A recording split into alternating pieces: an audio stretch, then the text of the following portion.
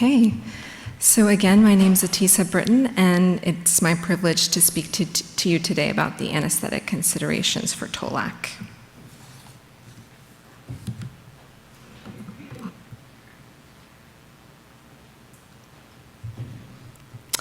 So these are acronyms that I will be using frequently throughout this talk. TOLAC stands for Trial of Labor After Cesarean Delivery, and refers to a planned attempt at vaginal delivery after a previous cesarean delivery, regardless of the outcome. And VBAC stands for vaginal birth after cesarean delivery and is the result of a successful TOLAC. I have no disclosures. Today I'll be going over TOLAC and cesarean delivery trends, guidelines and recommendations for TOLAC from ACOG and the NIH, TOLAC success rates and predictors, benefits of TOLAC, maternal and perinatal morbidity and mortality of TOLAC, and uterine rupture identification and management. My goal for you today would be to walk away with a very well-rounded and up-to-date understanding of TOLAC, with the ability to assess the likelihood, understand the benefits and risks, be able to discuss the maternal and neonatal outcomes, and identify the anesthetic implications. So I'd like to start out by telling you the story of TOLAC, VBAC, and cesarean. So in the 1970s, some investigators began to reconsider this paradigm of once a cesarean, always a cesarean, and recommendations favoring TOLAC were reflected in an increase in VBAC rates. At the same time, cesarean delivery rates declined. However, as the number of women pursuing TOLAC increased, so did the reports of uterine rupture and other complications. And these reports and the professional liability concerns that they provoked in part contributed to a reversal of the VBAC and cesarean delivery trend. And some hospitals stopped offering TOLAC altogether. So in terms of the absolute numbers, between 1970 and 2016, the cesarean delivery rate in the US increased drastically from 5 to 31.9%. And this was a result of several changes in practice, in addition to the decrease in TOLAC that I just went over, the introduction of fetal monitoring, decrease in operative vaginal deliveries, and decrease in attempts at vaginal breech deliveries. But this is a very complex issue with likely many other factors that are contributing. So what's the evidence behind TOLAC? Unfortunately, there are no randomized trials, and instead recommendations for the approach to delivery are based on observational studies examining the probability of VBAC once TOLAC is attempted, as well as the maternal and neonatal morbidities associated with TOLAC compared to elective repeat cesarean delivery. So how are our obstetric colleagues deciding which patients are candidates for TOLAC? Updated guidelines on VBAC were recently released by ACOG this last November, replacing their previous 2010 practice bulletin on the safety and outcomes of VBAC, with the aim to decrease cesarean delivery rates. And according to ACOG, good candidates for planned TOLAC are those women in whom the balance of risks and chances of success are acceptable to both the patient and the OB care provider. The guidelines are distinguished based on the level of scientific evidence behind them, with level A recommendations being the most evidence-based, level B recommendations being based on limited or inconsistent scientific evidence, and level C recommendations being based on consensus and expert opinion. So the best evidence in terms of patients who are candidates for TOLAC is for women with a singleton pregnancy with one previous cesarean delivery with a low transverse incision. Other candidates with one previous cesarean delivery that are women with an unknown uterine scar who unless otherwise there's a high clinical suspicion for a previous classical uterine incision, as would be the case in an early preterm delivery, for instance, or women with a twin pregnancy if they're otherwise a candidate for vaginal delivery. And then even women with 2 previous low transverse cesarean deliveries are considered candidates. These are patients who are not considered candidates for TOLAC. Those at high risk of uterine ruptures, such as those with a previous classical RT incision, prior uterine rupture, or extensive transfundal uterine surgery, such as myomectomies or prior uterine reconstruction due to congenital anomalies, and those in whom vaginal delivery is contraindicated, for instance, in a patient with placenta previa. So all that being said, one cannot be forced to have a cesarean delivery. So based on established medical ethics principles, patients should be allowed to accept increased levels of risks, but they should be clearly informed of the potential increases in risk and management alternatives. These conversations and decisions should be documented, and if after discussion there's disagreement with the choice of the patient, referral may be appropriate. But I think as providers, we have to ask ourselves if we feel okay, if we're willing to offer or participate in a plan that we feel is unsafe or has a high potential to cause harm. So where should TOLAC be attempted? According to ACOG, at a level 1 center or higher that's capable of performing emergency deliveries, and the consensus is strong that women undergoing TOLAC should not birth at home. So ACOG and the Society for Maternal Fetal Medicine developed uniform designations for maternal care facilities ranging from a birth center to a level 4 regional facility that it's equipped to handle women with high-risk pregnancies. And so to briefly review, birth centers do not require an OB physician or anesthesia services, and a level 1 center requires an OB provider with privileges to perform an emergency cesarean delivery. And in terms of anesthesia, they should be available, but as you can see, it's not listed as a requirement for availability at all times, as it is for level 2 centers or higher. But what's unclear is how you can perform an emergency cesarean delivery if you don't have anesthesia available at all times.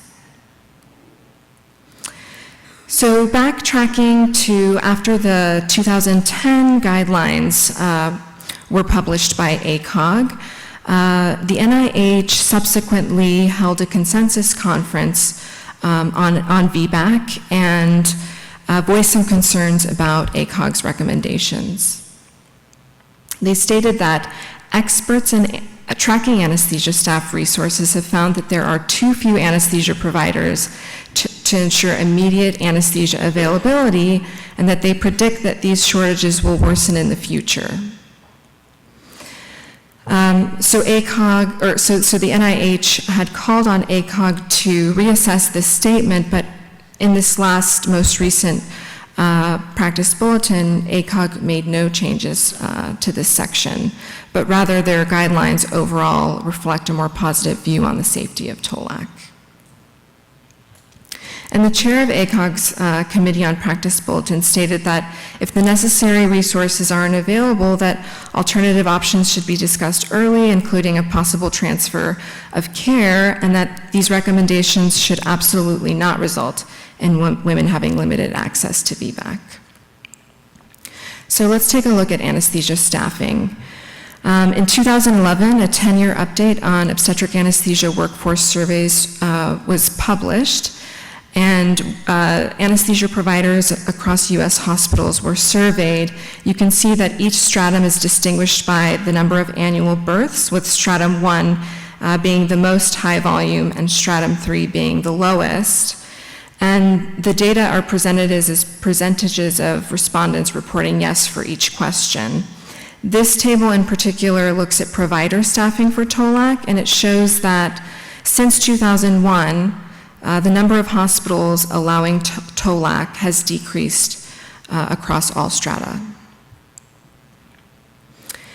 And this shows that the number of hospitals that required anesthesia in-house regardless of the use of neuraxial for TOLAC to be attempted, actually increased in all strata, with stratum 1 having the lowest change since the requirement was already fairly high there. And this table here shows 24-hour availability for neuraxial labor analgesia. And as you can see, overall, the availability has increased across all strata, still being the lowest in strata 2 and strata 3. So in summary, it appears that since 2001, more and more, or less and less hospitals are allowing TOLAC, and more are requiring anesthesia to be in-house for TOLAC to be attempted. So based on most published series, the VBAC rates are 60 to 80%, but it really depends on individual demographic and obstetric characteristics. TOLAC is appropriate for many women, but there are several factors that decrease the likelihood that have to be taken into effect when deciding which patients are candidates. So factors that are known to increase the likelihood of VBAC include a prior vaginal delivery or spontaneous labor. Factors that decrease likelihood include labor dystocia as the indication for primary cesarean delivery, labor induction or augmentation, increasing maternal age, obesity. However, that's also associated with higher risks with an elective repeat cesarean delivery, macrosomia, advanced gestational age at delivery, shorter interdelivery interval, and preeclampsia. And depending on the source that you're looking at, you may also find African American or Hispanic race included. But any one of these conditions alone should not preclude TOLAC. So it's been shown that epidural analgesia does not affect the likelihood of TOLAC success, and in fact studies have shown that adequate pain relief may encourage women to attempt TOLAC. According to ACOG, epidural analgesia should not be considered necessary, and based on the updated report by the ASA Task Force and SOAP in 2016, the joint recommendation is to offer neuraxial anesthesia to women attempting TOLAC and to consider doing so early. So as you can imagine, since we know the various conditions that affect likelihood of VBAC, many different prediction models have been developed for VBAC, but unfortunately, most of them have methodological limitations and have not been used widely, and none of them have been shown to improve patient outcomes. But I think the utility lies in patient education and counseling for those considering TOLAC to facilitate in the process of shared decision-making. ACOG endorses calculators by the Maternal Fetal Medicine Units Network, which can be found on their website. And this is what it looks like. So this is based on an equation published in the article cited below, and it's specifically for women who are attempting TOLAC at term with one prior low transverse cesarean delivery, singleton pregnancy with cephalic fetal presentation. And as you can see, many of these are the same conditions that we reviewed that affect the likelihood of VBAC. So it uses information that's based on from the first prenatal visit, but there are also calculators that incorporate information from the time of admission or if it's a preterm delivery. So I went ahead and plugged in data that I thought looked reassuring. So here we would have an 18-year-old woman who is of normal weight, who has had a prior vaginal delivery since her last cesarean, where the indication for prior cesarean was not due to arrest of dilation or descent. And this is what the predicted probability of VBAC looked like. It was very good. And then I plugged in data that I thought didn't look so reassuring. So 40-year-old woman who is obese, of Hispanic descent, with no history of a prior vaginal delivery whose indication for cesarean was an arrest of dilation or descent, and this is how bad the predicted probability of VBAC looked. So we've talked about how to assess the likelihood of VBAC, but why do we care? What are the benefits? So for one, fulfilling the patient's preference for vaginal delivery, avoiding major abdominal surgery, lower rates of thromboembolism, shorter recovery period, and decreased risk of consequences related to multiple cesarean deliveries, including hysterectomy, bowel bladder injury, transfusion infection, or abnormal placentation. So if VBAC is accomplished, it is associated with fewer complications than elective repeat cesarean delivery, whereas failed TOLAC is associated with more complications. So you can see that the risk of maternal morbidity is integrally related to a woman's chance of achieving VBAC. But if you're looking at it at the point of view from a risk assessment, studies have shown that women with at least a 60 to 70% likelihood of achieving VBAC experience the same or less morbidity than women who have an elective repeat cesarean delivery.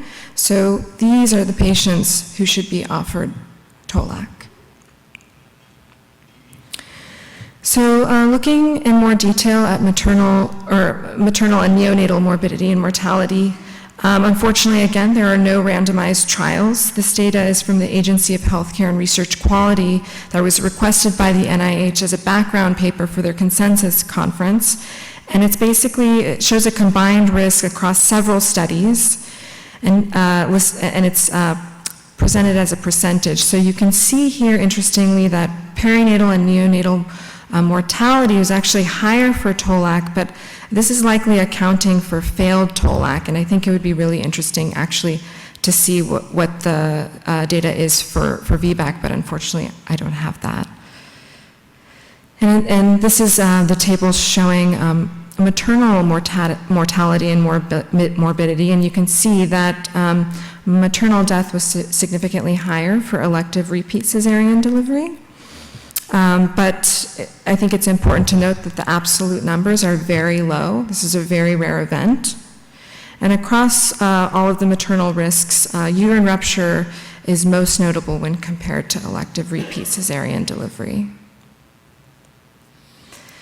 So what do we mean by uterine rupture? It's defined as the complete disruption of all uterine layers, including the serosa, whereas uterine dehiscence is an incomplete and often clinically occult separation of the uterine scar, where the serosa remains intact. And the literature, unfortunately, oftentimes doesn't distinguish between the two. The terms are often used interchangeably. So in terms of the diagnosis, fetal heart rate abnormalities are the most common. Breakthrough pain through contractions can also be seen, but some uterine scars separate painlessly.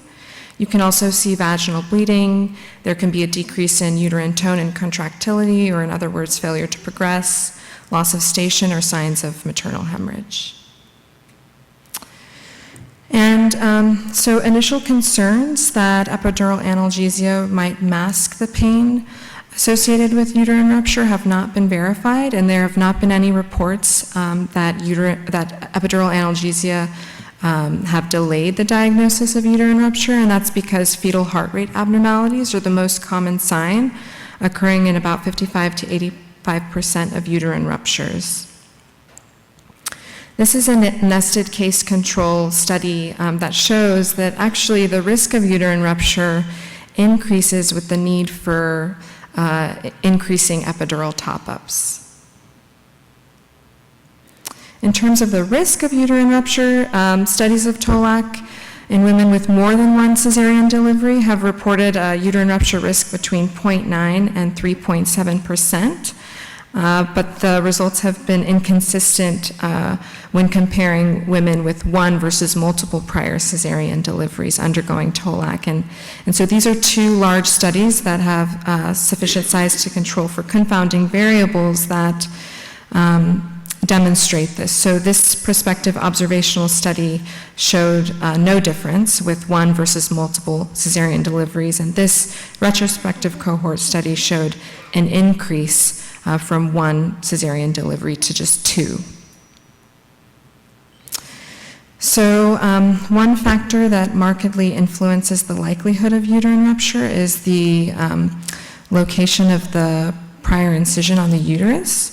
Women with a hysterotomy type other than low transverse have an increased risk of uterine rupture, but interestingly, there's no association with uterine rupture and unknown scar, and that's likely because most cesarean incisions are low transverse, and the uterine scar type can often be inferred from the indication for previous cesarean delivery. So let's go over maternal and perinatal risks of uterine rupture. So again, unfortunately, I did some extensive searching, asked colleagues, and there are no randomized trials looking at associated morbidity and mortality with uterine rupture. So this table is from a retrospective chart review of 99 cases at one institution over about a 9-year period, and the data is broken up into the degree of fetal extrusion. And if you add the columns up, you can see in terms of maternal death, there was one. Blood transfusion was the most common complication, occurring in 29% of cases, and hysterectomy was the next most common, occurring in 19% of cases. This chart is from the same study, and as we all know, neonatal risks, with them, time matters. So this is looking at perinatal outcome against the time of delivery from the onset of a prolonged deceleration, and it shows that after about 18 minutes, the risk of neonatal morbidity and mortality is significantly increased, and the risk of perinatal death actually was 6%. And complete fetal extrusion was associated with higher morbidity and mortality. So how do we prepare for a uterine rupture? Be prepared for an emergent or urgent cesarean delivery and to manage hemorrhage. And either general or neuraxial anesthesia is appropriate depending on the urgency or the patient's stability. The things you want to do is to call for help early, establish large access, obtain blood products, activate the massive transfusion protocol if there's evidence of significant hemorrhage, and consider obtaining a rapid transfuser, setting up a fluid warmer, and calling for cell salvage if time permits. So in summary, TOLAC rates are on the decline in the US. The concerns are the associated risks and liability. The limitations are the immediate availability of OB and anesthesia providers. Most women have a successful trial of labor, and most women will do well. And decision-making should be shared between the patient and their OB care provider. And finally, uterine rupture is an obstetric emergency that you should be prepared to anesthetize quickly for and manage hemorrhage. Thank you.